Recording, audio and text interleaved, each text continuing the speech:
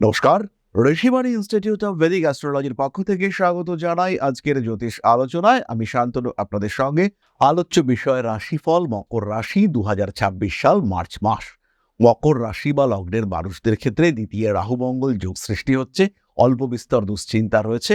তার সঙ্গে সঙ্গে মকরের 6th হাউস অর্থাৎ ষষ্ঠ ভাবে দেবগুরু বৃহস্পতি তিনি মার্গী হচ্ছেন। বেনিফিশিয়াল রেজাল্ট আসতে চলেছে মকরের জন্য। বৈদেশিক যোগাযোগ, শারীরিক অসুস্থতা ইত্যাদি ক্ষেত্রে বেনিফিশিয়াল রেজাল্ট দেখতে পাওয়া যাবে। তার সঙ্গে সঙ্গে মকরের কর্মপ্রাপ্তি, চাকরি প্রাপ্তি ইত্যাদির ক্ষেত্রেও আমরা ইমপ্রুভমেন্ট দেখতে পাবো। মুখমণ্ডলের পীড়ায় মকর কিছুটা ভুগতে পারেন। হাতে কাঁধে যন্ত্রণা সৃষ্টি হতে পারে। সেই মানুষটির সঙ্গে দেখা হতে পারে যার জন্য আপনার জীবন অনেক দিন ধরে অপেক্ষা করছিল, অর্থাৎ সেই সোলমেটের সঙ্গে দেখা হয়ে যাওয়ার একটা সম্ভাবনা সেটা কিন্তু অবশ্যই রয়েছে মকর রাশি বা লগ্নের মানুষদের ক্ষেত্রে। সন্তানের শরীর স্বাস্থ্য, পড়াশুনো, অ্যাক্টিভিটিস নিয়ে কিছুটা দুশ্চিন্তা। সন্তান অকারণে অতিরিক্ত অবাধ্য হয়ে উঠছে, তাকে কিছুতেই নিয়ন্ত্রণে রাখা যাচ্ছে না, এটা কিন্তু আপনার সঙ্গে ঘটতে পারে। বেড়াতে যাওয়ার মানসিকতা অবশ্যই রাখতে পারেন। তীর্থ ভ্রমণ, বেড়াতে যাওয়া ইত্যাদির ক্ষেত্রে উন্নতির সুযোগ খুব স্পষ্টভাবে দেখতে পাওয়া যাবে। হঠকারিতা অ্যাভয়েড করার চিন্তা অবশ্যই করা উচিত। কর্মক্ষেত্রে উন্নতির সুযোগ দেখতে পাওয়া যাবে। পেশাদারি মানসিকতা বাড়তে চলেছে। ইন্টারভিউতে সাকসেস রেট মকরের জন্য ভীষণ বেশি। এই সময় কিন্তু আপনার 10th হাউসে বৃহস্পতি, রাহু এরা দৃষ্টি দেবেন। দশমপতি যিনি কর্ম নির্দেশ করেন তিনি আপনার তৃতীয় ভাবে অবস্থান করে থাকবেন। থার্ড হাউসে অর্থাৎ তৃতীয় ভাবে আমরা শুক্রকে তুঙ্গ হতে দেখতে পাবো, এবং এটা কিন্তু ওয়ান কাইন্ড অফ মহাভাগ্যযোগ সৃষ্টি হচ্ছে। শুক্র শনির একত্র অবস্থান মীন রাশিতে হচ্ছে। তুঙ্গ শুক্র, মোটামুটি বলবান শনি, এটা কিন্তু হিউজ সাপোর্ট দিতে চলেছে। তারই সঙ্গে সঙ্গে বুধ বৃহস্পতির কৌণিক অবস্থান, বুধের 21 তারিখে মার্গী হওয়া, সবটাই কিন্তু পজিটিভ মকরের জন্য। বিদেশ যাত্রা করতে চাইছেন, বিদেশে কোনো একটা স্কলারশিপ নিয়ে পড়তে যেতে চাইছেন, এটাই আদর্শ সময়। লটারির টিকিট কাটেন, টাকা পাচ্ছেন না, টাকা পাবেন, কারণ এটাই আদর্শ সময়। শরীর স্বাস্থ্যের দিকে বেশ দুর্বল, এখন একটু ভালো হবে, কারণ এটাই আদর্শ সময়। খেয়াল করবেন, একটি কথা কিন্তু আমি একবারও বলিনি, ফিনান্সিয়াল উন্নতি এই জায়গাটাতে কিন্তু গন্ডগোল আছে। কেন গন্ডগোল আছে? আপনার 2nd হাউসে রাহু বসে আছে। একাদশপতি মঙ্গল, সে রাহু যুক্ত হয়ে 2nd হাউসেই বসে আছে। তাহলে আয় উন্নতি হবে, প্রচুরই হবে, চিন্তা ভাবনার থেকে বেশি হবে, কিন্তু সেটাকে ধরে রাখা সেটা কিন্তু মারাত্মক কঠিন হবে। কিছু কিছু কঠিন ভাবনা চিন্তা সৃষ্টি হতে পারে, তবে সেইগুলিকে নিয়ে বিরাট দুশ্চিন্তা করবার কোনো কারণ কিন্তু থাকছে না। অ্যাগ্রেসিভ বিহেভিয়ারের উপরে নিয়ন্ত্রণ রাখার চিন্তা অবশ্যই করা উচিত। কোনো কোনো সময় গোপন শত্রুতা বাড়তে দেখতে পাওয়া যাবে, তবে এই শত্রুতা আপনাকে যে বিরাট অশান্তির মধ্যে ফেলতে পারবে তা কিন্তু একেবারেই নয়। কার্মিক উন্নতির চেষ্টা করুন, সিস্টেমেটিক ডেভেলপমেন্টের চেষ্টা এটা আপনার করা উচিত। বড় কাজে হাত দিতে পারেন, বাড়ি পরিবর্তনের চিন্তা করতে পারেন। বাড়িওয়ালা ভাড়াটে এই সমস্ত অশান্তি বাড়বে। মুখের উপর নিয়ন্ত্রণ রাখুন। খাদ্যের দিকেও অর্থাৎ যা গ্রহণ করছেন, আর বাক্যের দিকেও যা বর্জন করছেন, এই দুটি বিষয়ে কিন্তু নিজের খেয়াল রাখা উচিত। পারিপার্শ্বিক পরিস্থিতির জটিলতা বাড়তে পারে। মানসিক দিক থেকে অল্প বিস্তর চাপ আসতে পারে। কোনো একটা কাজ করেছেন, তার একটা আফটার এফেক্ট সেটা আপনাকে অস্থির করে তুলছে, সেটা ঘটতে পারে। শরীর কোনো কারণে ভারী হয়ে যাচ্ছে, প্রেশার বাড়ছে, এই সমস্ত সমস্যাও আপনাকে কিছুটা ডিস্টার্ব করতে পারে। গোপন শত্রুতা অবশ্যই এড়িয়ে চলার চেষ্টা করুন। দূরত্ব বাড়তে পারে আপনজনদের সাথে। প্রেমিক প্রেমিকা সম্পর্কের মধ্যে কিছু জটিলতা সৃষ্টি হতে পারে। মকরের প্রতিবাদী মানসিকতা বাড়তে দেখতে পাওয়া যাবে।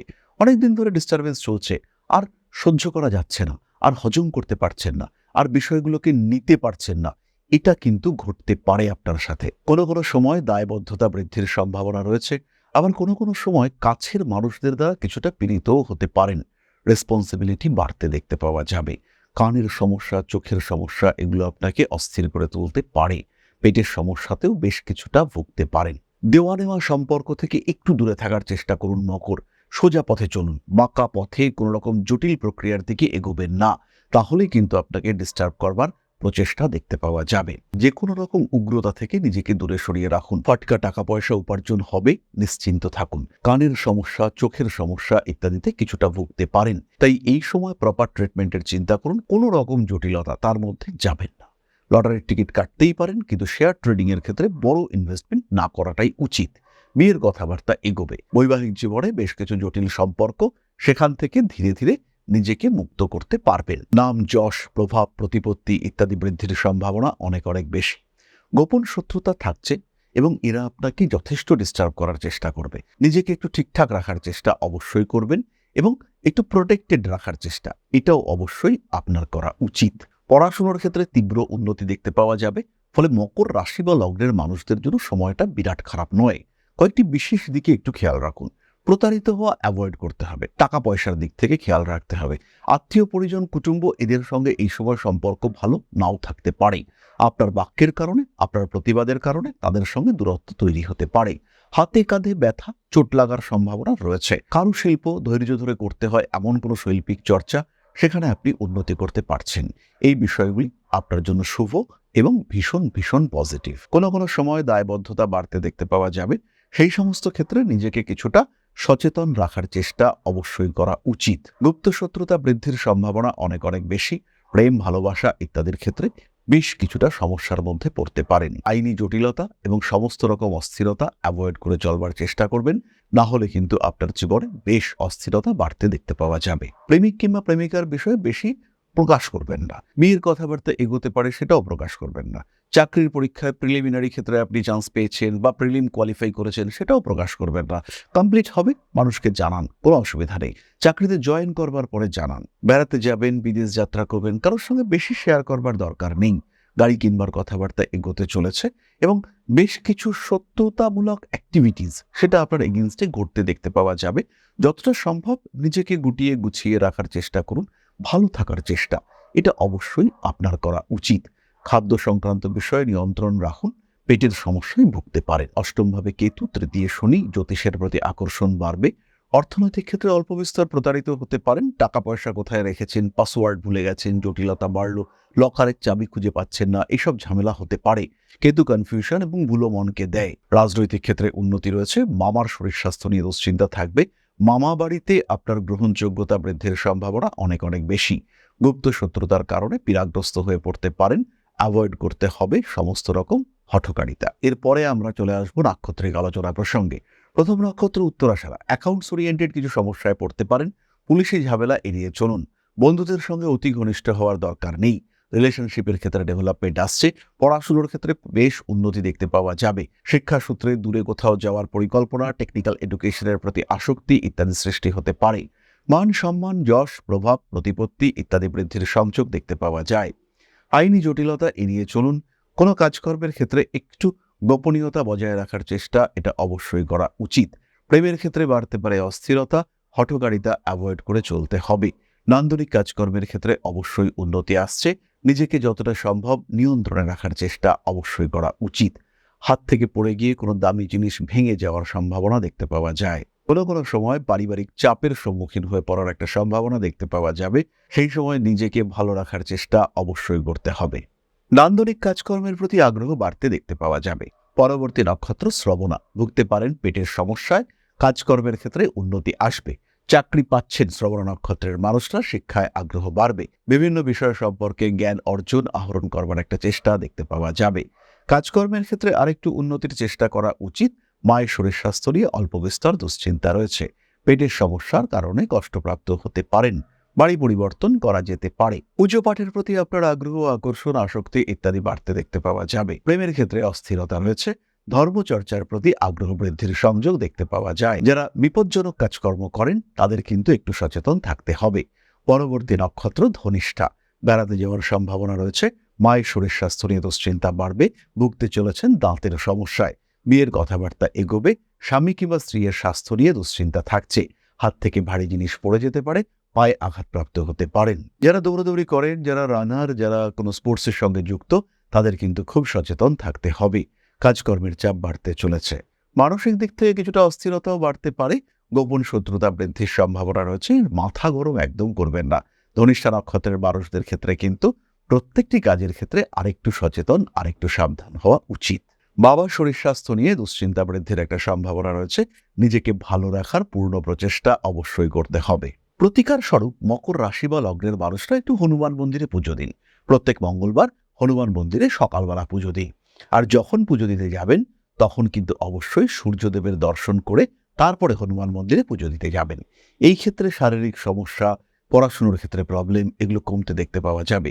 খেয়াল রাখবেন সূর্যদেব এবং হনুমানজির সম্পর্ক কিন্তু খুবই ঘনিষ্ঠ এবং হনুমানজির শিক্ষাগুরু তিনি কিন্তু ছিলেন সূর্যদেব। তাই শনি, সূর্যদেব এবং হনুমানজি এদের মধ্যে সম্পর্কটা অতি গভীর।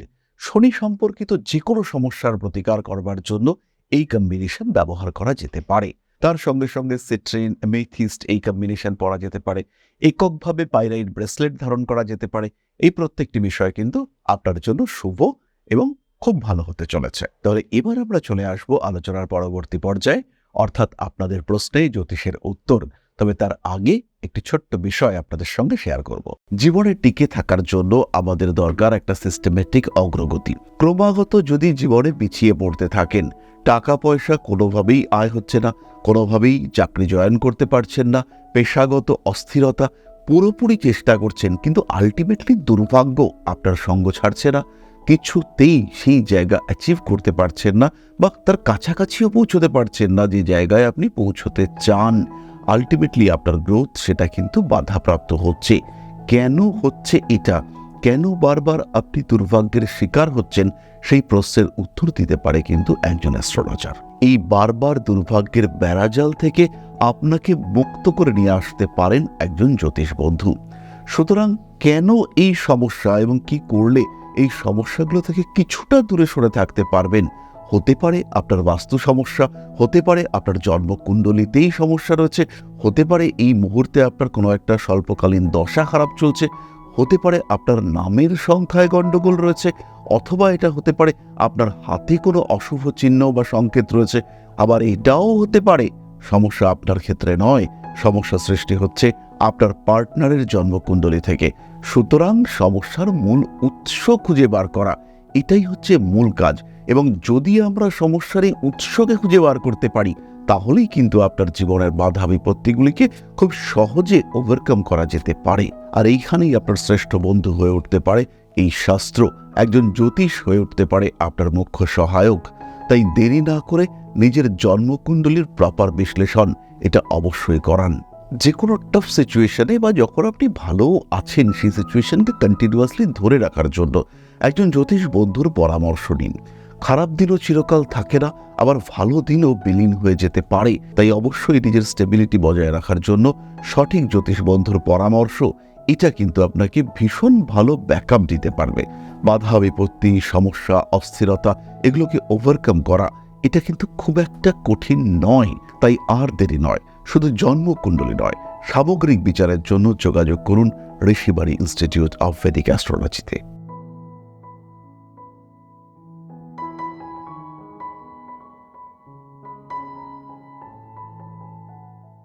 তাহলে এবার আমরা চলে আসি আপনাদের প্রশ্ন পর্যায়ে। প্রশ্ন করেছেন অনিন্দ ব্যানার্জি, ডেট অফ বার্থ 27/3/2001, জন্ম সময় 11টা 5, কলকাতা। সরকারি চাকরি হবে কিনা, বিবাহ কবে হবে, যাকে আমি ভালোবাসি তার সঙ্গেই বিয়ে হবে কিনা। অরিন্দ, রাহুর যে কন্ডিশন তাতে কিন্তু তোমার মধ্যে কনসিস্টেন্সির অভাব আছে। ভালোবাসায় ইমোশন গভীর, কিন্তু তোমার যে ভালোবাসা সেটাকে বোঝা, এক্সপ্রেস করা এবং যে মানুষটাকে তুমি ভালোবাসো তার ভালোবাসাকেও উপলব্ধি করা, এই দুটোর মধ্যে কিন্তু একটা গ্যাপ থেকে যাচ্ছে। দুজনের মধ্যে একটা অকারণ দূরত্ব সৃষ্টি হচ্ছে। এই জায়গাটাকে ঠিকঠাক করতে হবে। সরকারি চাকরির জন্য অপেক্ষা না করে বেসরকারি চাকরির চেষ্টা করো। কোনো ব্যবসাও করতে পারো তুমি, নিজের ক্ষমতা, নিজের যোগ্যতা অনুযায়ী অবশ্যই করো, সেটা কিন্তু তোমার জন্য বেনিফিশিয়াল হবে। তাহলে আজকের আলোচনা আমরা আর দীর্ঘায়িত করব না। সবাই সুস্থ থাকুন, ভালো থাকুন। মা শ্রী শ্রী আদিশক্তির পূর্ণ আশীর্বাদ বর্ষিত হোক আপনাদের উপর। সমৃদ্ধ, আরো সমৃদ্ধ হয়ে উঠুক আপনাদের প্রত্যেকের জীবন। জয় মা আদিশক্তি। নমস্কার।